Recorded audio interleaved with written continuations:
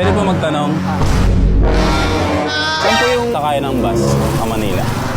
Manila. Apo. Sabay na tayo. Atid na lang kita. Dahil doon na magtitinda sa may maglo. Magkano po yan? 21. Pag naubos na yan, uwi na kayo? Oo. Eto, 2,000 sa inyo. Wala, sumusugan na yan. Tapos pamimigay natin, ha? Papara tayo ng mga tricycle, ha? Oh, libre lang, libre! Oh, libre lang yan, oh. Libre! Libre lang! Walang bayad yan. Libre lang, libre! Ayaw. Libre. Libre lang yan. Ayan. Konti na lang, konti na lang. Tapos, oh. Sa inyo, libre, oh. Ayaw mo ng libre? Gusto mo yung may bayad? Libre lang sa inyo. Oh, libre lang.